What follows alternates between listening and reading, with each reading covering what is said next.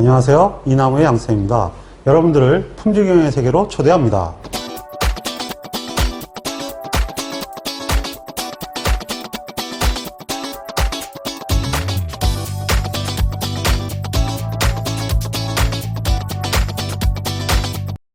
네, 안녕하세요. 수험생 여러분. 이제 시험이 일주일밖에 안 남았네요. 아마 이게 내일쯤부터 이렇게 보게 될 거니까 거의 뭐 5일 남은 상태로 보게 될 것 같아요. 처음에 그 기출문제를 정리해서 계속 한 2컷 더 하려고 그러다가 보니까 최근 그 2년 동안, 2, 3년 동안 출제되어 있는 문제가 쏠려 있어요. 한 군데로. 그래서 계속 해도 똑같은 문제를 계속 가르치는 형태가 될 것 같더라고요. 이게 아무래도 좀 이 문제 구성하고 하는 데 있어가지고 담당자가 경험이 일천하다 보니까 계속 그 같은 문제만 도돌이표 되는, 물론 그 문제들이 같은 문제가 아니고요. 문제가 여러 개 있긴 있어요. 예를 들면 뭐 샘플링 오차 같은 문제는 같은 문제가 아니고 5개가 있거든요. 이거 5개가 돌아가면서 나오니까 뭐 이론적으로는 5번 연속 낼 수도 있는 거죠. 뭐.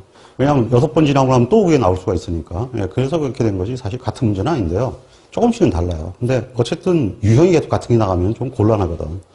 근데 이제 뭐 조금씩 그 패턴을 자리를 잡아가는 거 보니까 좀 다양성 있게 문제가 나올 것 같다라는 생각입니다. 그래서 한 2년 동안 여러분들 기출문제를 지금은 이제 거의 다 저번 처음 얘기한 대로 풀어보셨을 건데, 왜냐하면 이제 이번 주까지 끝나야 된다고 얘기했잖아요. 이번 주까지 이제 끝났으면 이제 마지막 남은 거에서 여러분들이 마음 편하게 이렇게 해야 되는데, 지난번에 모의고사 문제를 하나 올려놨었죠. 그걸로 한번 본인이 모의고사 테스트를 한번 해보시고요. 그 다음에 이제 오늘 하는 것은 약점 문제를 보완을 할 거예요. 그래서 이제 이렇게 진행을 할 건데, 여기까지만 교육해놔도 사실은 거의 시험 문제들을 다 다룬 거기 때문에 아마 합격하는 데는 전혀 지장이 없을 거로 생각을 합니다. 자, 그러면 이제 오늘 준비한 문제는 22문제입니다. 이틀에 걸쳐서 올릴 계획인데요. 자, 지금부터 이제 내용을 진행하도록 하겠습니다. 첫 번째 문제 유형인데요. 그 신뢰성 문제인데, 이 문제도 출제율이 거의 한 1년에 한 번은 꼬박꼬박 나오는 문제예요. 근데 이제 최근 들어가지고 어떻게 잘 안 나오던 그 정시중단, 정수중단, 그게 이제 작년에 계속 나왔고, 그 다음에 이제 주로 많이 나오는 편이 아닌데, 한 2년에 한 번꼴로 나오는 거니까 많이 나오는 건 아니죠. 신뢰성 척도가 계속 나왔었어요. 그래서 이제 잘 나오던 Y부하고 얘가 주력 문제인데, 안 나와서 일단 한번 정리할까 해가지고 이제 출제를 한 거죠. 이건 이제 본 강의 시간에 여러분들한테 이 풀이를 잘못하면 틀릴 수 있다라는 것까지 같이 연결해서 이제 설명한 적이 있었죠. 굉장히 주의해야 할 그런 문제입니다. 대개 이제 이 문제와 같은 형태일은 뭐 수업 시간에도 설명했지만 이런 형태의 스타일도 있고요. 또는 이런 스타일로 나올 수도 있고요. 물론 이 중에서 하나 정도가 빠질 수도 있습니다. 이게 다 똑같은 혼합 모형 문제예요. 이 혼합 모형 문제의 가장 중요한 특성은 정신뢰도와 동신뢰도가 그 계산식이 달라진다는 거예요. 항상 이게 물어보는데 먼저 시스템의 MTBF를 구하라. 그러면 공식 구하는데 이건 이 무한대 값을 구해요. 제로부터 무한대 시간의 평균이죠. 제로부터 무한대 시간의 평균을 구하는 거니까 사실은 이거는 이렇게 구한 거죠. RTDT를 한 거예요. 왜냐하면 확률을 무조건 다 더하면 이게 평균이다. 이게 세타거든요. 그래서 이제 이 공식에 의해서 구한 거기 때문에 이 100시간 사용했을 때 이게 시점이거든요. 시점에서의 신뢰도와 평균 신뢰도를 구한 것은 공식이 다를 수밖에 없어요. 더더군다나 이것은 혼합문이기 때문에. 그래서 여기서 일반적으로 외운 공식을 가지고 여기다 적용하게 되면 시험 문제가 답이 틀리게 된다라는 거 말씀드렸죠. 값이 비슷하게 나오는 건 그 확률적으로 비슷한 시점이 있는데요. 그렇게 나온다 하더라도 계산이 완전히 접근 방식이 틀렸기 때문에 그건 다 거버립니다. 그래서 반드시 이 부분은 푸는 방법을 알아두셔야 됩니다. 대개가 이 채점을 해보면은 이쪽은 많이 맞으시는데 이쪽이 사실 맞는 분이 거의 없어요. 그래서 이거는 만점자가 매우 드문 문제에 들어갑니다. 그래서 반드시 이 문제는 잘 나오는 문제니까 이걸 이번 기회를 통해 가지고 정리를 해 두시기 바랍니다. 자, 100시간 사용했을 경우에 시스템의 전체 신뢰도를 구하시오. 1번을 먼저 풀어보도록 하겠습니다. 그러면은 이런 형태가 되어 있을 때는 먼저 어떻게 하냐면은 이 부분을 해소를 하면 돼요. 왜 그러냐면 여기서 이제 딱 보면 벌써 직렬 스타일 아닙니까? 강남 스타일이 아니라 직렬 스타일입니다. 직렬 스타일에서는 먼저 얘를 직렬화 하는 거예요. 확률화 해놓고 나서 여기서 이거를 이렇게 곱해 나가면 되죠. 그럼 얘를 확률화하는 방법은 어떻게 되느냐? 1-FC FD죠. 예, 그러면 이제 이게 이 전체 확률이 나오는 거죠. 뭐 둘 다 고장난 확률을 빼주면, 이래서 빼주면 당연히 이건 되는 거예요. 왜? 이건 독립이니까요. 독립의 원칙에 의해서 이렇게 되는 거죠. 그럼 이게 직렬이 되는 거예요. A, B, 예. 이게 직렬 시스템이거든요. 그럼 이것과 이것을 계산하면 끝나요. 그럼 아주 간단한 거죠. 그래서 이렇게 계산하는 방법이 있고요. 그 다음에 또 이건 이렇게 하는 거 있어요. 요렇게 하나 생, 요렇게 하나 생, 요렇게 사. 생생사로 빼는 방법도 있죠. 그래서 이제 이 자체의 확률을 구하는 방법은 두 가지입니다. 이거는 논리가 뭐냐 하면 이렇게 되는 거예요. RA 곱하기 RB 곱하기 이것이 사실은 이렇게 되거든요. 이 자체가 이렇게 돼 있으면 RC 플러스 RD 마이너스 RC, RD 이렇게 되는 거죠. 이렇게 구하기 때문에 이게 여기서 이거 곱하고 이거 곱하고 이거 곱해서 빼주는 형태가 되는 거죠. 그래서 대부분의 책들은 이제 이렇게 가르치는데 뭐 이렇게 구해도 사실은 전혀 틀리는 건 없어요. 그래서 계산할 때 이렇게 여러 가지로 푸나 이렇게 해서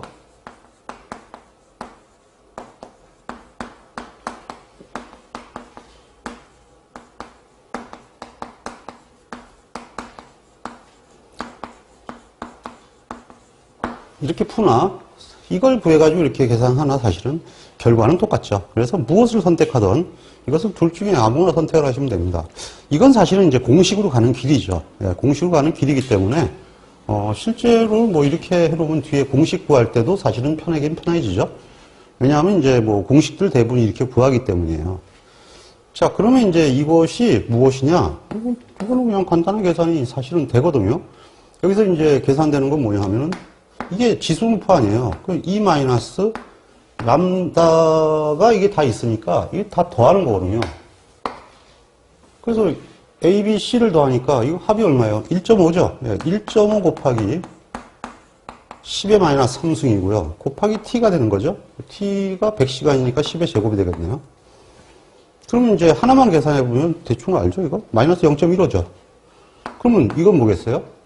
0.8 대신 0.1을 넣으니까 주 계산하면 0.8 아닙니까?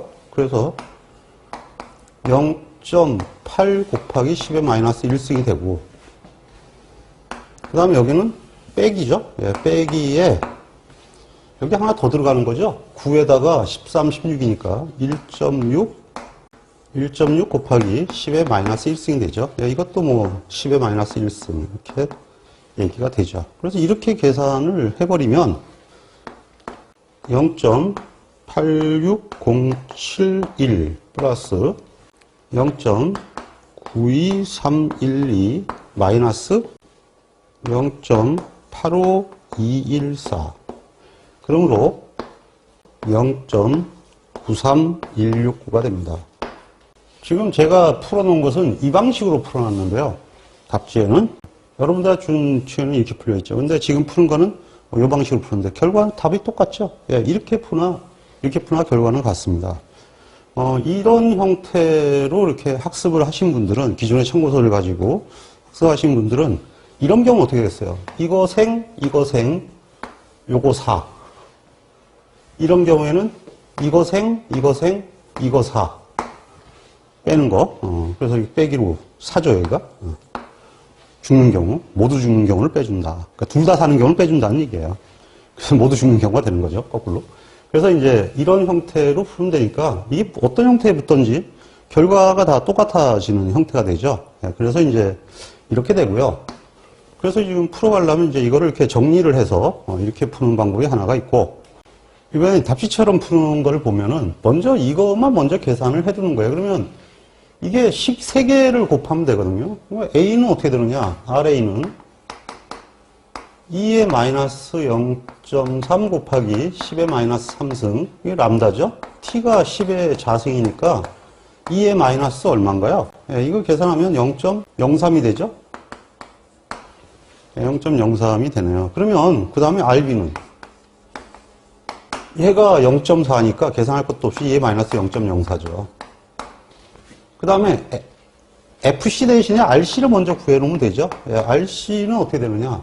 0.8 아니에요. 그러니까 2의 마이너스 0.08이고 RD는 2의 마이너스 0.01이네요. 그래서 이거를 간단하게 계산하면 각각 0.97045가 되고요.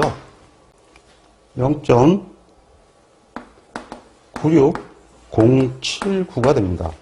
0.92312가 되고요. 0.99005가 되죠.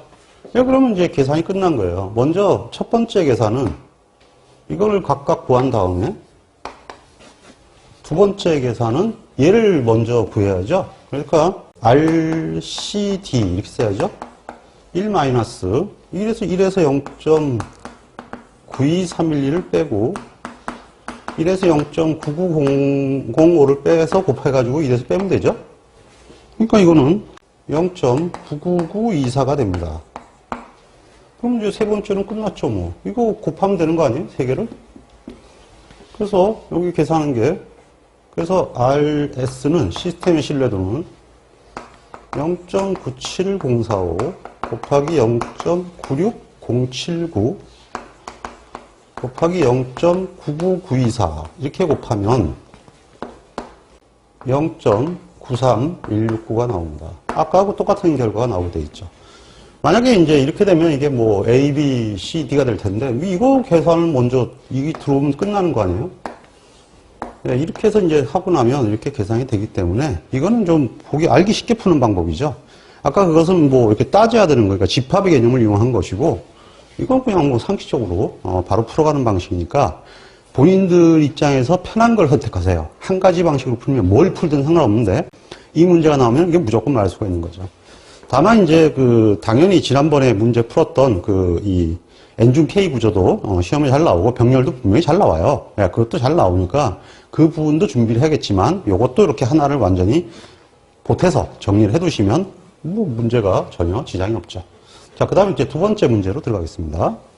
이번에는 시스템의 MTBF를 구하시오 이렇게 얘기했죠. 네, 시스템의 MTBF를 구하는 방법은 이거는 뭐 결국은 람다 S, 세타 S를 구하는 건데요. 이건 지금 람다 S분의 1이 되죠. 네, 병렬인데 이렇게 되는데 이걸 어떻게 구하느냐. 결국은 제로에서 무한대까지 RT, DT가 된다는 얘기죠. 네, 이렇게 원래 구하는 거기 때문에 이거를 공식을 안 외웠다면 이걸 결국은 풀 수밖에 없는데 이것은 결국은 이렇게 하는 게 풀이의 유일한 방법입니다. 그래서 이제 이것이 이제 사실은 제로에서 무한대까지가 되고 RA, RB 곱하기 1 마이너스 RC 1 마이너스 RD 이렇게 식이 돼야지 이게 풀리는 거죠. 예, 그러면 이제 이것이 RC 플러스 RD 마이너스 RC RD 결론적으로 해서 사 교집합 그러니까 결국은 이게 PC 플러스 PD 마이너스 PC 교집합 DP 이렇게 D가 되나요? 예. 이거거든요, 사실은. 이렇게 돼서 신뢰도가 나오는 건데, 이거를 빼주는 형태가 되니까 이걸 다 곱하게 되면, 결국은 이게 이렇게 된다는 얘기인데요. 이런 것을 쉽게 구하는 방법이 뭐냐 하는 거죠. 이렇게 구하면 결국은 이렇게 되죠. 제로에서 무한대분의 RA, RB, RC가 하나 나오고, RA, RB, RD가 되고, RA, RB, RC, RD 이렇게 돼서 DT가 되는 건데 예, 이것이 이제 더하기니까 가감생자가 일어나죠. 이게 다 따로 들어가니까 결국은 이것을 제로에서 무한대까지 적분하라는 얘기거든요. 그럼 이게 뭐예요? 결국은 일반적으로 R을 적분하면은 이게 란다분의 1이잖아요. 세타니까. 이게 지수수이 그대로 내려오는 거예요. 그래서 이게 이렇게 되는 거죠. 란다 A 플러스 란다 B 플러스 란다 C분의 1 란다 A 플러스 란다 B 플러스 란다 D분의 1. 란다 A 플러스 란다 B 플러스 란다 C 플러스 란다 D분의 1. 뭐 이런 형태가 바로 일어나는 건데 이 부분을 잘 이해가 안 가시면 신뢰도 편에서 이론을 다시 한번 들어주시기 바라고요. 그냥 일단 이렇게 해가지고 계산식이 나오는데 이거를 평소에 외우는 방법은 어떻게 되느냐. 이게 병렬식을 먼저 구하면 끝나는 거예요. 저거 병렬식 구할 줄은 알잖아요. 공식이니까. 병렬은 있잖아요. 이게 두 개가 돼 있을 때 이렇게 얘기했죠. 이걸 다시 공식으로 한번 구해볼게요. 이것을 쉽게 구하는 방법은 이거예요. 병렬을 먼저 푸는 거예요. 병렬은 두 개니까 알잖아요. 두 개 있을 때 1, 2, 1이죠. 파스칼 정리해서 1, 2, 1이잖아요. 그럼 여기가 플러스 마이너스예요. 세 개면 1, 3, 3, 1이죠. 하나짜리가 두 개, 두 개짜리가 한 개. 끝이거든요. 하나짜리는 플러스, 두 개짜리는 마이너스. 기억나시죠? 병렬일 때는 1, 3, 3, 1. 하나짜리가 플러스, 두 개짜리는 마이너스, 세 개짜리가 플러스. 3 더하기 3 빼기 1은 1. 2 빼기 1은 1. 하나인 경우는 하나밖에 없잖아요. 플러스 R 하나 있는 거죠. 얘는 그냥 하나씩. 끝났어요. 플러스 마이너스. 그래서 얘가 란다 C니까 란다 C분의 1 더하기 란다 D분의 1. 두 개짜리가 마이너스. 마이너스 란다 C 플러스 란다 D분의 1의 마이너스. 이렇게 됐죠? 그럼 여기서 남은 이거 직렬이잖아요. 직렬은 합이죠. 여기다 집어넣으면 되는 거예요. 란다 A 플러스 란다 B. 란다 A 플러스 란다 B. 란다 A 플러스 란다 B. 공식 끝났어요. 이렇게 하면 끝난 거죠. 뭐. 그러면 이제 공식 예쁘게 정리할 수 있죠. 그래서 세타 S는 람다 S분의 1인데 자 여기서 지금 10의 마이너스 3승이 밑에 있어. 이게 다 올리면 10의 3승 아닙니까? 10의 3승 가로. 이렇게 된 거죠. 그러면 A, B, C를 플러스 하면 되니까요. A, B, C 플러스 하면 얼마예요? 3, 4, 8.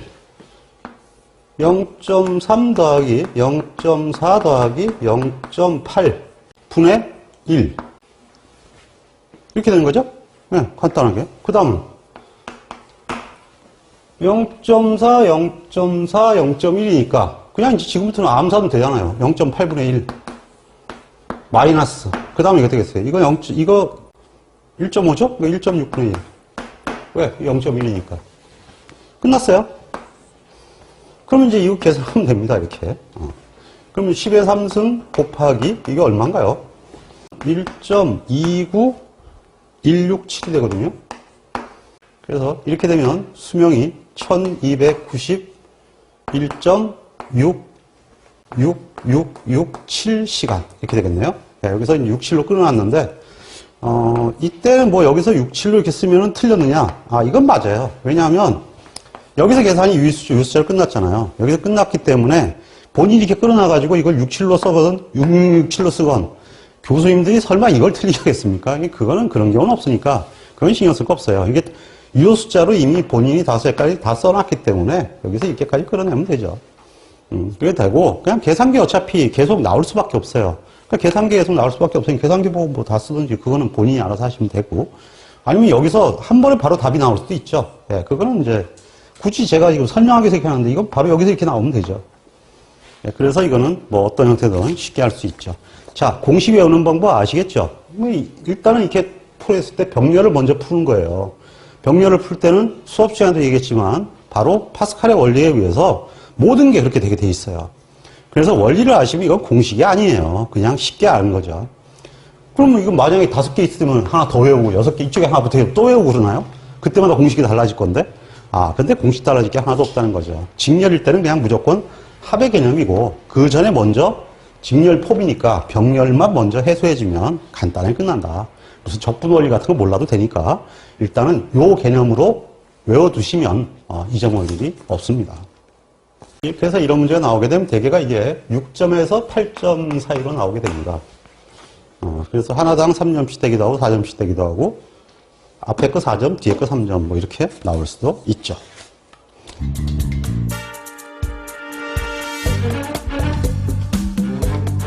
이번에는 두 번째 문제입니다. 역시 그 시험에서 빼놓을 수 없는 것이 바로 뭐냐 하면은 평균 차이의 검정이죠. 평균 차이 검정인데 평균 차이 검정과 쌍체 비교. 그 다음에 그 개수치 차이 검정이 있는데, 그러니까 분량 차이 검정. 그게 최근 들어 출제가 되지 않았고, 그 다음에 그 쌍체 비교는 나왔었죠. 쌍체 비교는 나왔었는데, 뭐 갑자기 모분사리 검정 나오고 F 검정 나오고 막 이렇게 나오니까, 어떻게 된 게 또 이게 메인이 또 홀대를 좀 당하더라고요. 물론 메인이 이건 출제는 좀 되긴 됐었는데, 홀대를 좀 당했더라. 그래서 이제 하나 정도 더 조금 연습을 해보고 들어가는 게 좋을 것 같아요. 자, 어떤 화학약품의 제조에 상포가 다른 두 종류의 원료를 사용하고 있는데 그 주 성분 A의 함량은 다음과 같다. 이 10점이면요 등분상의 검정을 하라는 얘기예요. 그 다음에 이 댓글을 남겨놓은 걸 보니까 질문들을 하시는데 언제 등분상의 검정을 해야 되면 정규분포를 왜 안 하냐 하는데 정규분포는 시그마가 정해져 있으니까 할 이유가 없죠. 등분산의 검정은 시그마를 모르니까 하는 거예요. 근데 사실은 이 정규분포의 경우에는 등분산의 검정을 하는 게 아니라 분산이 맞는지 안 맞는지 먼저 각각 카이 검정을 먼저 해야 돼요. 근데 그렇게 책이 되어 있지를 않거든요. 그냥 바로 정규분포는 알려져 있으니까 그냥 풀어도 된다. 이렇게만 돼 있거든요. 알려져 있더라도 분산이 맞는지 틀렸는지는 검증을 해야 되는데 무조건 정규분포라는 가정에서 그냥 한 거예요. 그렇기 때문에 실제로는 카이 검정이 있어야 되는데 시험제 자체가 그렇게 나와 있는 거 있지도 않고 완전히 듣보잡이다 이거죠. 그러면 세상에 한 개를 물어볼 때는 카이 검정을 먼저 해가지고 분산이 변했냐 한번 확인하고 하고 두 개를 비교할 때는 정규분포니까 안 하고 여러분들이 들어봐도 그게 분명히 모순이죠. 그리고 정규분포에서 그 차이 검정을 하니까 이제 카이 검정을 하고 해야 된다 이렇게 얘기를 하는데 저는 그렇게 얘기하죠. 정규분포에서는 차이 검정을 안 해요. 정규분포에 차이 검정을 왜 안 할까요? 정규분포는요, 시그마를 이미 알고 있어요. 그 시그마의 차이가 있는데 왜 기본적으로 평균 차이 검정을 합니까? 시그마가 작은 놈을 쓰기 때문에 정규분포가 결론이 났으면은 거기서 시그마의 차이가 미세야 모르지만 시그마 차이가 어느 정도 난다면 그냥 바로 그걸 선택하는 거예요. 그걸 선택을 하고 평균치는 위치니까, 로케이션이니까 로케이션은 바꿔달라면 되거든요. 그러니까 로케이션만 옮기면 되는데 당연히 시그마가 작은 걸 쓰지. 거기서 평균 차이 검정이 뭔 소용이 있겠어요. 아무 소용 없는 거예요, 그거. 그렇기 때문에 우리 품질관리 하는 입장에서는 정규분포에 대해서 차이 검정을 할 이유가 없다는 거예요. 그래서 우리는 아예 그런 경우가 생기질 않아요. 그리고 실질적으로 항상 차이 검정은 시그마를 모르는 상태에서 하죠.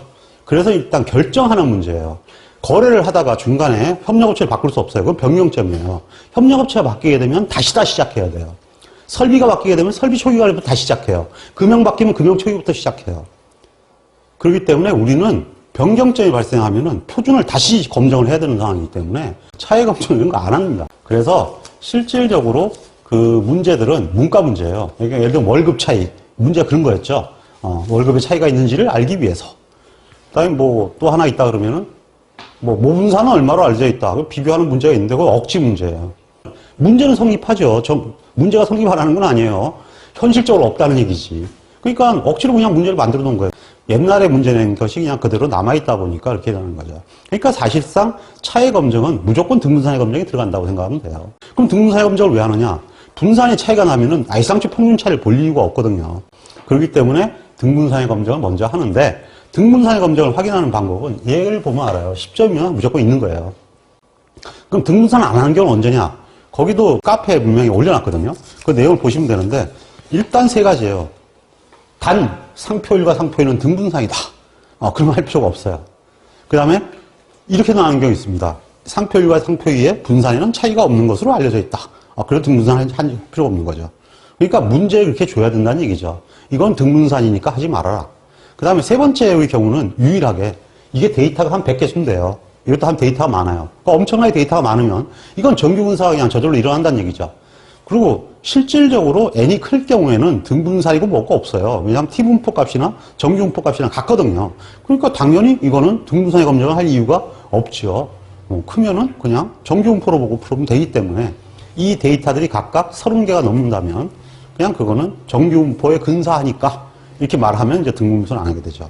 그 다음에 또 하나의 팁. 요게 7점이면 등분산의 검정이 없는 거예요. 그게 이제 n이 클 때 여러분들이 감 잡는 방법입니다. 7점? 왜 7점이지? 왜냐하면 밑에 이게 얘가 무조건 3점이에요. 이게 무조건 4점이거든요. 7점이잖아요. 7점밖에 안 나와야 되는데 10점이면 다른 데 3점이 있어야 될 거 아니에요. 그게 등분산의 검정인 거죠.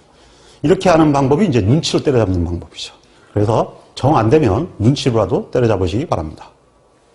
자, 그러면 이 문제를 풀어보겠습니다. 이거는 번호가 없죠. 그러니까 쌍체 비교가 아니죠. 그리고 기티가 벼 있죠. 일단 이 내용이 같더라도 기본적으로 이 번호가 붙지 않으면 일단 상체 비교는 아니다라는 걸 아셔야 됩니다.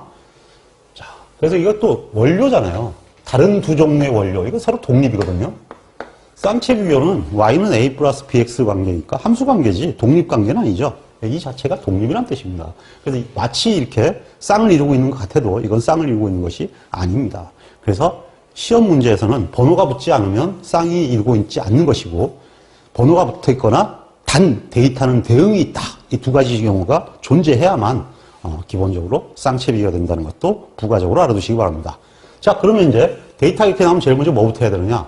하늘이 두 쪽 나도 테이블 데이터부터 먼저 만들어야 됩니다. 이거 그냥 바로 풀면 안 돼요. 반드시 테이블 데이터를 먼저 만드셔야 돼요. 그래서 테이블 데이터는 뭐냐? 먼저 항목, 상표 1, 상표 2죠. 그러면 여기서 그 다음에 평균, 표본 평균이죠. 네, X바를 구해야 되고요. 그 다음에 뭘 구해야 될까요? 그렇죠. 표준 편차를 구해야죠. 그 다음에 뭘 구합니까? 표본수를 구해야 되고요. 표본수는 뒤에 쓰는 게 제일 먼저 써야 할 건 자유도죠. 자유도를 구하고 표본수를 구합니다. 그 다음에는 반드시 구하는 게 뭐예요? 그렇죠. V바. V바도 미리 구해놓습니다. 왜? V바가 아닌 경우에는 계산 문제가 안 나와요. 왜냐하면 여기서 이분사이 나왔어요. 그럼 그 다음 어떻게 되겠어요? 이거 의미 없다. 그게 답이거든요. 그렇기 때문에 그래도 이분사인데도 불구하고 검추정을 하시오. 이렇게 시험 문제 나오면 그냥 틀려버리세요. 그거는 뭐 말도 안 되는 문제고요. 그러고 나서 항의하면 됩니다. 그거 왜 그렇게 시험 문제가 나오냐고? 이분사인데 왜 하냐는 거예요. 그럼 말도 안 돼. 이건 품질관리 문제지. 통계학이 아니고요. 그 다음에 제목이 품질관리 실무 아니에요. 품질관리 실무에 통계학 문제를 대면 됩니까? 그건 안 되는 거죠. 통계학은 할 수 있죠. 근데 쓰지도 않는 걸 왜 해요? 그런 식으로 듣보잡으로 생산하지는 않습니다. 제조 우습게 보면 안 돼요. 그래서 이제 그런 일은 발생하지 않으니까 그런 문제 없어요. 하나 있긴 있는데요. 이분산의 결과가 나오고 난 다음에 뭐 구하는 문제가 하나 있냐 하면은 이거 계산하는 게 있어요. 문제가 있어요. 자유도 스타를 구하시오. 세터웨이트법으로 풀으라는 얘기거든요. 그건요, 간략법이고요. 대충법이죠, 사실은. 그래서 뭐, 이건 여기 대해서는 뭐 더 이상 얘기를 하지 않겠습니다. 상식적인 인간들이라면 출제하지 않겠죠. 그래서, 이런 정도까지만 정리를 미리 해두시면 되겠습니다. 자, 이건 뭐 계산기를 통해서 구하는 거니까 미리 한번 데이터를 넣어보면 이렇게 되는 거죠. 이거는 11개가 되고요. 얘는 2.03805가 되네요. 자유도는 이건 10이 되겠죠. 80.51818이 됩니다. 51818이 되고요. 자, 그러면 이제 또 하나를 넣어야겠죠. 먼저 이것은 78.14가 나오고요. SX는 1.65341의 제곱이 되고요. 데이터가 이건 10개죠. 이게 9개가 됩니다. 그래서 이제 먼저 이걸 구한 다음에 V바도 같이 구해놓는 게 정상이죠. 그래서 이 V바는 어떻게 돼요? 이거는 뭐 자유도의 V를 더해서 자유도의 합으로 나누는 거니까 자유도의 합은 19가 되죠. 19분의 먼저 여기서 이거를 곱한 값 더하기 여기다가 이걸 곱해가지고 더하면 되죠. 그래서 그걸 계산해보면 여기를 계산하면 66.14048인데요. 이걸 19로 나누니까 3.48108이 되네요. 그러면 이제 이것을 루트를 씌우면 저는 항상 이거를 루트를 씌워 놓는데요. 1.86576의 제곱. 이렇게 제가 정리하는 것이 제 습관입니다. 저는 이제 여기를 처음에 설명드린 대로 이렇게 하는 이유는 어차피 루트를 벗겨야 되는데 여기처럼 이렇게 값이 클 때는 문제가 안 돼요. 이게 지금 1, 2 해서 정수가 나오잖아요. 그러면 이제 전부 유효 숫자가 길기 때문에 오차가 별로 없는데 이게 0.00 뭐 이렇게 나가는 경우가 막 분산 같은 경우 많아요. 제곱값이기 때문에. 1보다 작은 거는 제곱하면 점점 작아지지 않습니까? 그러다 보면 뒤에 유효 숫자가 너무 작아져가지고 문제가 풀다 보면 오류가 너무 커져요. 예, 그래서 그 오류를 줄이기 위해서 항상 표준편차의 제곱으로 나타내는 거죠. 표준편차의 제곱을 어차피 루트 벗기면 표준편차 나와야 되는데 분산해서 루트를 벗겨도 값이 같아야 되는데 같지 않거든요. 만약에 예를 들면 표준편차가 0.00212 이렇게 나간다고 치겠습니다. 그럼 이걸 제곱하면 어떻게 되느냐? 이거는 어떻게 나오냐면 0.0000449거든요. 10의 마이너스 6승이니까 1승, 2승, 3승, 4승, 5승, 6승. 원래 이게 4.49 곱하기 10의 마이너스 6승으로 되어 있어요. 그럼 이게 0 아닙니까? 0이 돼버리니까 이 값이 없는 게 돼버려요. 이런 경우가 발생할 수가 있어요. 그래서 실질적으로 옛날에 그 기숙사 시험 문제 이게 다섯째까지 쓰시려고 했는데 이게 이렇게 나온 적이 있습니다. 인간공학 기숙사 시험 문제. 그래서 그게 0이 돼버렸어요. 근데 그것이 문제가 출제하기 전에 제가 발견했길래 망정이지 안 그래서 난리 날 뻔했죠. 그냥 20점짜리, 25점짜리 하나가 답이 없는 상황으로 나갈 뻔한 거예요.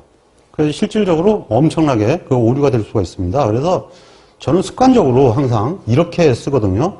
어차피 루트를 벗기고 나가게 되면 표준 편차가 나가야 되니까 수치 에러를 줄이기 위해서는 이렇게 하시는 게 좋아요.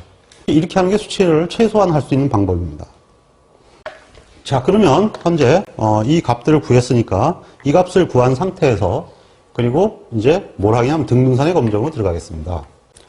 자, 이 상태에서 등분산의 검정을 들어가면 제일 처음에 어떻게 합니까? H1 시그마 제곱 1 나누기 시그마 제곱 2는 1이죠. 네, 1이 아니다.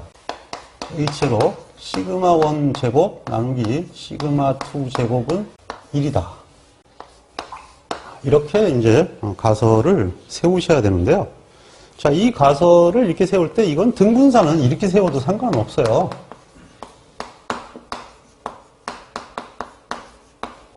네, 이것도 분산이 서로 같다 다르다의 관점이기 때문에 이 등분산의 검정은 꼭 이렇게 안 써도 사실은 상관은 없습니다. 근데 이제 F검정이나 이런 것들이 있고, 그 다음에 나중에 F검정을 했을 때 신뢰 구간을 구하라 그러면은 모수와 통계량의 관계거든요. 그래서 FM대로 하기 위해서는 이게 FM이죠, 항상. 네, 그래서 FM대로 가설을 세우는 것이 좋겠다 하는 거예요. 등분산의 검정은 문제에 관계없이 사실은 5%인데요. 위험률은 5%라고 줬죠. 문제에서. 위험률 5%라고 줬으니까 알파는 5%입니다. 이것이 등분산의 검정은 사실은 무조건 5%예요. 1% 검정할 이유가 없는 거거든요. 자, 그러면 이제 세 번째가 F0죠. F0는 V2분의 V1이죠. 물론 S2제곱이라고 써도 되는데 굳이 그럴 거 없어요. 간단하게 얘기되는데 이거를 써도 되고요. 이게 쓰기 싫으시면 그냥 바로 들어가면 됩니다. 1.65341의 제곱, 그 다음 여기는 2.03805의 제곱이다. 이렇게 되는 거죠. 그러면 1.51939가 되네요. 자, 이제 여기서 하나 주의할 게 있는데요. 기강력이 어떻게 되느냐는 건데요. 이 등분산의 검정에서 기강력을 이게 1보다 크니까 보니까 이런 한쪽만 쓰시는 분이 있어요. 0.97의 자유도는 19죠. 예, 이렇게 해가지고 이것만 달랑 답을 쓰시는데 지금 어렴풋이 보이시죠? F표를 보려면 앞에가 U1입니다. 그래서 10으로 내려가셔야 되고 10에서 9로 가면 0.975에 10이니까 3.96이 되죠? 예, 이거는 3.96이 된다는 얘기인데 문제는 F0.025에 9, 그러니까 19도 있어야 되거든요. 얘는 어떻게 돼요? 1 나누기 F0.975에 90이 되는 거 아시죠? 이게 그대로 들어가면 안 돼요. 그건 틀리거든요. 그럼 여기가 9가 되고 여기가 10이 돼야 된다는 얘기예요. 그럼 9가 되고 10이 되면 3.85분의 1이 되죠? 자, 현재 이렇게 3.85분의 1이 되는데요. 여기서 이렇게 놓고 봤을 때, 기본적으로 이게 문제가 뭐냐면, 이거 답들을 안 쓰시는 분이 있어요. 그리고 이제 쓸 때 여기가 3.96분의 1이 갑자기 들어가는 거예요. 그러면 그거 틀리는 겁니다. 채점 포인트가 여기서 어떻게 되냐면요. 일단 얘가 맞아야 돼요. 그리고 이거 보거든요. 근데 이거는 이제 교수님에 따라서 봐주시는 분들이 많아요. 가설은. 가설을 안 써도 사실은 극단적으로 맡겨주는 경우 있는데요. 얘는 무조건 맞아야 되고요. 그 다음에 이게 무조건 맞아야 되는 거예요. 어떤 사람 보니까 진짜 이렇게 쓰는 사람도 있더라고요. 이건 좀 예의가 어긋난 거죠. 값을 써야죠. 0.25974인데요. 예, 이게 틀리면 틀려요. 이건 반점이 없습니다. 등분상의 검정은. 3점 배정이거든요. 3점짜리는 반점 없어요. 그냥 0점이에요. 틀리면. 그래서 얘하고 얘를 보고요. 5번은 무조건 말 하나만 H로 채택이에요. 모든 문제가. 거의 뭐 99.99%가 채택으로 나온다고 보시면 돼요. 왜? 이게 H로 기각이면 2분산 아니에요. 그럼 그다음 모든 과정 문제가 풀이 의미가 없는 거예요. 그러니까 F검정에서 분산비 검정이 시험이 나온 경우에는 틀려서 실내 구간을 구하라는 문제는 있어요. 그건 많이 있죠. 예, 그거 어차피 실내 구간 구할 수 있는 문제니까. 근데 이거는 등분상의 검정은 평균치 차이 검정을 하기 위한 요식행위예요. 얘가 만약에 이상이 생기면, 기각이 돼버리면 그 다음 문제가 하나도 성립이 안 되죠. 그래서 이건 있을 수가 없는 문제예요. 한 문제가 있는데요. 그게 바로 뭐냐 하면은 평균 차이 검정을 했어요. 그러니까 차이가 없으면 그 다음에 아무것도 안 들어가는 거 아니에요. 그래서 이걸로 끝나요. 그 다음에 뭐냐 하면은 자유도를 구하시오 하는 게 있어요. 붙어 있어요. 그래서 그게 7점짜리가 그래요. 다른 건 구하라는 얘기가 없고 자유도를 구하라는 건 3점짜리 틀리세요, 그냥. 세트웨이트법으로 구하는 건데. 근데 그게 그게 중요한가요? 그냥 여기까지 해놓으면 되는 거지. 그때는 H로 기각 그러면 되는 거예요. 어차피 기각이니까, 그거는. 한 문제 딸랑 있고, 그때는 평균 차이 검정이란 말이 아예 나오지 않는다. 자, 그러면 이제 일단 등분상의 검정이 끝났어요. 등분상이죠? 그럼 이제 평균 차이 검정을 해야 된단 말이에요. 자, 그럼 이제 평균 차이 검정으로 들어갑니다. 자, 평균 차이 검정도 똑같죠? 예. 첫 번째가, 문제가 어떻게 되나요? 평균 차이 검정이. 상표 1의 주성분 A의 평균 함량 μ1, 상표 2를 μ2를 할 때, μ1이 μ2보다 0.5 이상 크냐를 검정하시오. 예. 그러면 H1, U1이 U2보다 0.5가 크다. 이렇게 가설을 세우라는 거죠. 그러면 H로는 U1이 U2보다 크지 않다. 이렇게 되는 거고요.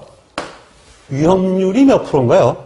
위험률은 5%라고 돼 있었죠? 예. 위험률은 알파가 5%가 됩니다. 5%가 되고요. 그 다음에 이제 세 번째는 당연히 이것은 T 검정이 되죠. 통계량이 뭐예요? 이게 통계량이에요. X바1 마이너스 X바2. 이 통계량이거든요. 그러니까 저게 가설이 저렇게 들어가야 되는 이유가 통계량이 이렇게 되는 거죠. X바1 마이너스 X바2니까 바로 이거 들어가면 되는 거예요. 그래서 80.51818 마이너스 78.14 얘가 뭐예요? X바1 마이너스 X바2죠. 그 다음에 마이너스 기대값 아니에요. 기대값은 얘가 기대값이잖아요. 기대값 2란 얘기죠. 그 다음 여기는 이게 등분산 아니에요. 그러니까 무조건 이걸 쓰는 거예요. 그러니까 얘부터 먼저 구해놓고 봐야 된다는 얘기죠. 평균분산, 공통분산이죠. 원래 이름이 S제곱 폴드예요. 근데 제가 이게 쓰지 말고 그냥 V바라 쓰라고 그랬잖아요. 이래도 되냐고요? 반은 평균이란 뜻이에요. 그러니까 V의 평균이다 이런 뜻이 되죠. 그러니까 이걸 가지고 뭐라고 할 사람은 아무도 없는 거예요. 이렇게 쓰면 돼. 이거 너무 길잖아요. 기니까 굳이 이렇게 쓸 필요 없어요. 그럼 여기서 어떻게 되느냐? 원래는 루트 V바 나누기 N1 N2분의 V2 이렇게 돼야 되는 거죠? 왜? 독립이니까요. 독립이니까 이렇게 되는 건데 여기에 이제 V바가 들어가면 되죠. V바가 1.86576의 제곱이네요. 1.86576의 제곱 1.86576의 제곱 나누기 N1이 11개, 10개잖아요. 그러니까 이제 아시는 분들은 이거를 바로 여기다 밖으로 빼내서 바로 써도 된다는 얘기예요. 루트 밖으로. 계산할 때 뭐 안에다 놓고 하나 바꾸나 똑같은 거죠. 그리고 11분의 1 더하기 10분의 1만 하면 되죠. 뭐. 그럼 이제 이거를 계산하면 2.30392가 됩니다. 자, 그러면 이제 기강력이 어떻게 되느냐? 여기서 기강력이 이제 또 조심해야죠. 이거 T 검정인데 크다니까 0.95가 되는데요. 자유도가 얼마냐? 자유도가 이 경우는 얘가 되죠. 그래서 이게 써놓은 거예요. 합이 돼야 되니까 19가 돼야 된다는 거죠. T 0.95에 19가 되죠. 자, T 0.95에 19가 되면 1.729가 되나요? 1.729가 됩니다. 그래서 이제 R이 1.729가 됐으니까 이게 크니까 H로 기각이 되는 거죠. 예, 제가 지금 답을 쓴 걸 보면 굉장히 깔끔하죠. 다른 거 아무것도 없죠. 이걸로 그냥 끝내세요. 괜히 복잡하게 이거저거 쓸 필요 없어요. 자, 이제 이게 됐으면 그 다음에 뭘 해야 돼요? 신뢰 구간을 구해야 되죠. 자, 이제 신뢰 구간을 구하는 건데요. 이거 어떻게 되느냐? 네, 여기서 이제 신뢰 구간을 구하는 방법은 이것이 이제 키포인트예요. 이게 플러스 아니에요. 그럼 마이너스가 되는 거예요. 뭐의 신뢰 구간이에요? 얘의 신뢰 구간이죠. x바 마이너스 x바 2. 그러니까 이제 그대로 써주면 돼요. u1 마이너스 u2에 여기가 플러스 아니에요. 그러면 이거 하한을 구하는 거예요. 간단하게 무조건 하한이 되는 거죠. 기호의 반대에 들어가요. 플러스 마이너스면 신뢰 구간이 나오죠. 그러면 여기서 얘가 들어가는 거죠. 차이. 이게 x바 마이너스 x바 2 아니에요? 그러면 80.51818 마이너스 78.14죠. 이게 플러스니까 마이너스 1.729 곱하기 여기가 분산 아니에요. 분산이 여기 그대로 들어오는 거예요. 루트 11분의 1.86576의 제곱 플러스 10분의 1.86576의 제곱이다. 이렇게 되죠. 그러면 0.96868 나오거든요. 얘가 0.5보다 크죠. 그래서 아무리 작아도 0.5보다 크다. 라는 것을 알 수가 있죠. 자, 이와 같은 식으로 나왔을 때 이제 채점이 어떻게 되냐면 여기는 이게 맞으면 3점이에요. 여기 3점짜리, 무조건 이건 3점짜리고요. 그 이상도 없고 이하도 없어요. 얘는요, 이게 4점짜리거든요. 그래서 3, 4, 3 해서 10점이 되는 건데 얘가 몇 점? 요게 맞으면 2점 주는 경우가 있고요. 요거 하나만 맞으면 2점은 줘요. 다른 거 다 틀려도. 근데 다른 거 다 맞고 요거 틀리면 그건 0점이에요. 그래서 얘가 굉장히 중요한 하나의 포인트가 되고요. 여기서 채점 포인트는 얘기한 대로 기강력과 검정 통계량이 가장 중요해요. 그 다음 판점 세 가지. 이것을 보고 원래 저 같은 경우는 이거를 굉장히 중시하는데 저도 사실은 저게 좀 틀렸다 그래가지고 긋지는 않습니다. 대부분의 교수분들이 긋지 않는데 그래도 이게 긋는 사람이 있어요. 그러니까 이까지는 조심하라는 얘기죠. 여기서 이제 안 써도 되는 건 얘는 따지진 않아요. 어차피 저건 없어도 얘가 그걸 나타내고 있는 거기 때문에 여기 알파가 있잖아요. 그러니까 이제 전혀 문제가 되질 않죠. 그래서 저 알파는 사실 안 써도 되는데 나머지는 여기서 모든 걸 다 들어가야 되고요. 여기 공식이 안 들어가고 수식만 딱 정리가 됐죠? 괜찮아요. 이렇게 답 써주는 게 제일 좋습니다. 가장 간단하게 여러분들이 점수를 얻을 수 있는 방법이 되겠습니다.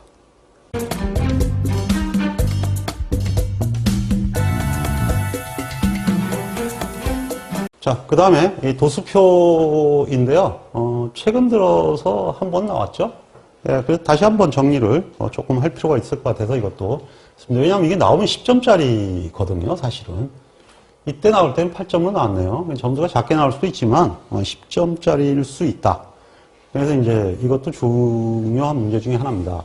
다행히 도수표는 요 정도까지는 주게끔 제가 문제들을 다 수정해 놨어요. 그래서 이제 전에는 이 도수표 작성하는 게 있었는데 이게 짐승 같은 문제가 있었어요. 그래서 이게 좀 카운트하는 걸 가지고 시험 문제 내는 그 자체가 이게 완전 남사스럽잖아요. 옛날에 이게 60점짜리였다니까. 그래서 200개를 가지고 체크를 하게 하는 거예요. 그래가지고 그때 학생들이 거의 다 떨어졌어요. 200개를 체크하는데 체크해서 구간 중에 들어간 게 있고 안 들어간 게 있을 거 아니에요. 세상에 시험장에서 그 시간은 초읽기 들어가죠. 얼마나 급하겠어요. 갑갑한 문제들 많았습니다, 진짜. 그래서 어쨌든 이까지는 나오는데 이게 뭔 뜻이냐? 이게 x제곱이라는 뜻이고요. 이게 x라는 뜻이에요. 그리고 이게 n이라는 뜻이죠. 그것만 알면 이게 끝난 거예요. 자, 그러면 첫 번째 평균과 표준편 잘 구하시고 이게 기본적으로 3점 정도가 되고요. 히스토그램을 작성하고 상한을 표기하시고, 이거는 답지 참고하세요. 여기 답지에 없어요, 여기. 이론 강의에 하고 싶은 양도 참고하세요. 그릴 줄 알아야 되니까 참고는 해두시고요. 여기선 지금 요 규격과 요것에 관련되는 관계를 얘기하도록 하겠습니다. 이게 다 합쳐서 10점 정도 되는 거예요. 원래 기본적인 포맷이죠. 자, 먼저 평균과 표준 편차를 구하라고 그랬는데, 제일 먼저 평균을 구하라고 그러면 x바를 구하는 건데, x바는 원래 어떻게 돼요? 그 n분의 시그마 x죠. 그러니까 결국은 얘를 이거로 나누면 되는데, 문제는 요 간격 차이. 이게 h죠? 예, h가 어디건 다 똑같아요. 이거 계산하나. 여기도 h고요. 이게 뭐가 h인데 0.07이죠. 예, 0.07이네요. 그 다음에 가장 중요한 건 뭐냐? 0으로 놓은 값이에요. 5.00이죠. 그러면 이제 저 값만큼 수치 변환이 되어 있는 거예요. 그러면 이거 볼 것도 없이 5를 일단 써주고, 그 다음에 무조건 h를 써놔요. 요까지 그냥 그대로 해놓으세요. 그런 다음에 이제 이거 그대로 하면 돼요. x를 이거 나누면 되는 거 아니에요? 마이너스 11 나누기 80. 끝.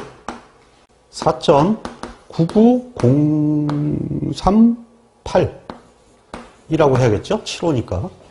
그 다음에 두 번째를 표준 편차를 구하라고 그러는데요. 지금 보통 표준 편차를 구하라는 얘기가 많이 나옵니다. 그냥 먼저 제곱합부터 구하세요. 원래 제곱합은 어떻게 돼요? 시그마 x제곱 마이너스 n분의 시그마 x의 제곱이죠. 예, 이거는 뭐 하늘이 두 쪽 나도 외우고 있는 공식이 되거든요. 그 시그마 x제곱이 얘고, 얘가 시그마 x고, n이 여기니까 이거 다 끝났잖아요. 근데 여기는 얘는 상수죠. 상수는 필요가 없어요. 이건 여기서는 죽죠. 얘는 곱한 값이죠. 이건 제곱이 돼야 되죠. 그래서 h의 제곱을 딱 해놓은 다음에 그 다음에 그냥 그대로 넣으세요. 151. 그 다음에 빼기 시그마 x 마이너스 11의 제곱 n 80 끝. 그러면 SS가 얼마냐 하면 0.73249거든요. 그럼 표준 편차 S는 어떻게 됐어요? 루트 0.73249를 데이터가 80개죠? 그러니까 79로 나누면 되죠. 그러면 0.09629가 되네요. 자, 이렇게 하면 이제 평균과 표준 편차를 구할 수 있습니다. 자, 그 다음에, 히스토그램 작성하는 거는 뭐, 이 자체를 가지고 구하는 거니까, 여기 4.79로 시작을 해서, 원래 이 칸이 있다 그랬죠? 예, 여기에 5.28이 오는데, 규격을 또 집어넣어야 되거든요. 규격이 4.8에서 5.2니까, 4.8이 다 여기네요. 5.2면 또 이 안에 있네요. 예, 여기는 그래도 쉽네요. 안에 있으니까. 저게 만약에 벗어 있으면은, 저 규격 값을 고려해서 칸을 놓고, 그 다음에 이렇게, 간단하게 그리면 되는 거죠. 예, 그래서 이거는 생략하겠습니다. 물론 답지에도 없습니다. 보통 이제 히스토그램 그리고 작성하시오 문제 나오면 2점 정도가 3점 정도가 부여가 됩니다. 그래서 LU가 있나 보고요. 대충 그림 모형이 맞으면 맞다고 해줍니다. 아주 정확하게 그릴 필요는 없고요. 비슷하게 그리면 됩니다.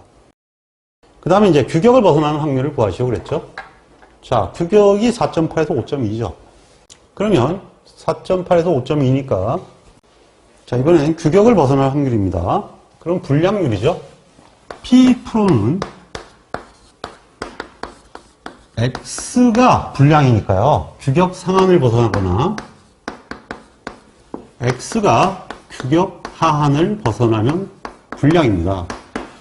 자, 그럼 여기서 우리가 구한 이 자체가 데이터가 80개 아닙니까? 그러니까 이것을 그냥 못으로 보는 거예요. 데이터가 많으니까요. 관리 상태다. 이렇게.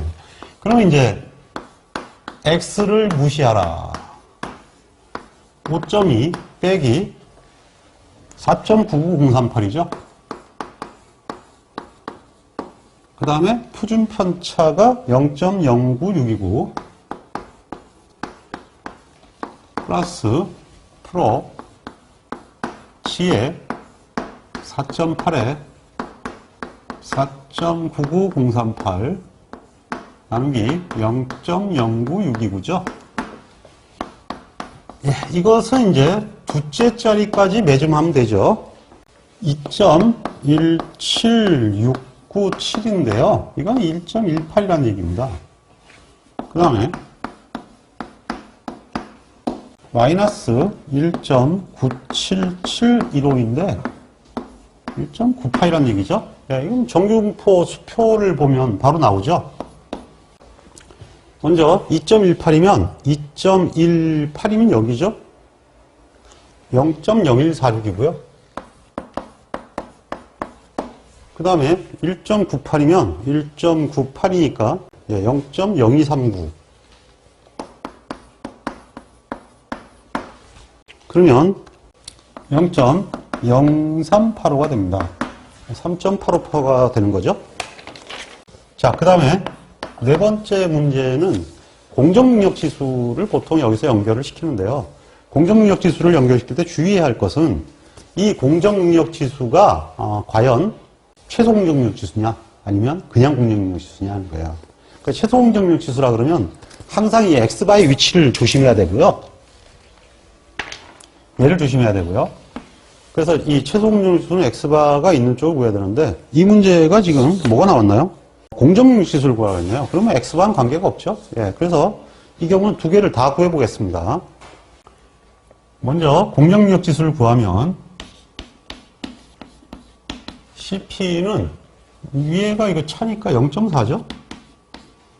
6 곱하기 표준 편차가 0.09629니까 계산하면 0.69235가 나오네요. 이건 사실은 두 숫자까지 구하는 게 원래 관례인데요. 다섯 숫자를 구하라니까 그냥 어쩔 수 없이 쓰는 거죠. 자, 그렇게 되면 이게 뭐냐? 이건 3등급이죠. 등급은 구분하는 거 아시죠? 예, 등급을 구분할 때는 6시그마부터 6, 5, 4, 3, 2 써온 다음에 전부 다 3으로 나누는 거예요. 이렇게. 그러면 이제 여기가 0등급, 1등급, 2등급, 3등급, 4등급. 요 사이죠? 지금 6구니까. 예, 그래서 3등급이다. 다른 거 달 거 없이 간단하게 이렇게 정리하면 되고요. 그 다음에 만약에 최소 공정력 지수를 구하라 그러면은 이제 좀 고민을 해야죠. 최소 공정력 지수는 CPK를 구하라는 얘기죠.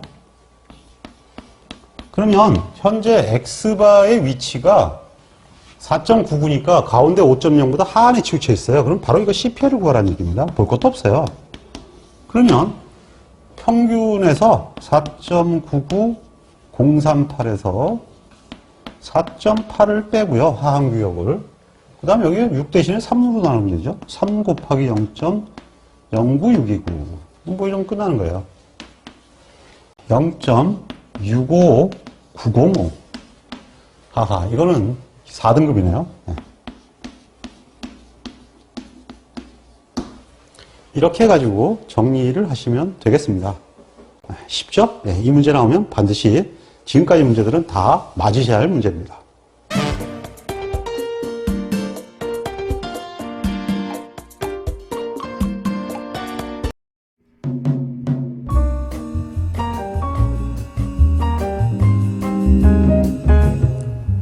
품질을 계산하는 것은 우리에게 매우 중요한 과제입니다.